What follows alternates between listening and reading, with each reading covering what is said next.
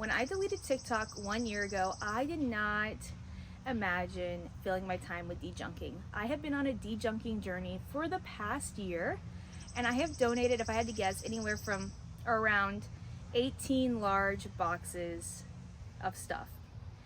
I needed something to fill my time with not being on TikTok, and I decided I would start dejunking my home.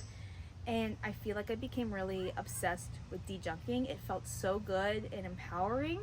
And these are 5 things I noticed after dejunking my home. The biggest one is it's way easier to clean our house.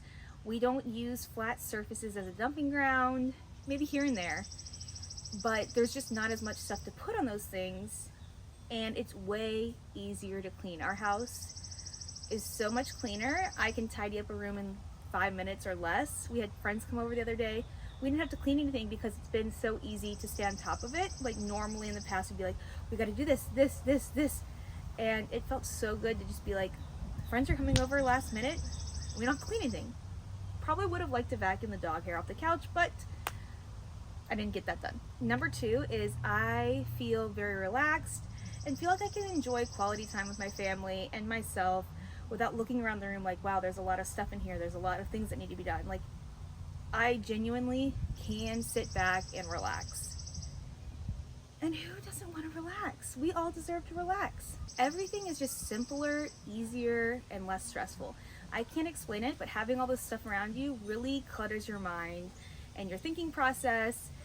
And overall, it's so nice to look around the room and it's just, I know what everything is. I know where everything is. It's very easy and calming. I am way more productive and focused because there's not a million things around the room competing for my attention. I can sit down and do one thing, and that's really what I'm focused on because we're so on top of everything else because we don't have as much stuff anymore. Again, 18 boxes worth of stuff. That is insane. 18. I can't wrap my head around it sometimes. And I think about when we moved into this house, we brought all of that stuff. We packed all of that stuff up, paid movers to move it, and then unloaded it here and put it in places. That's something I still think about all the time. And number 5, I have a boosted self-esteem because of this. It is such a big accomplishment to go through a dejunking journey. 1, it takes a lot of physical labor.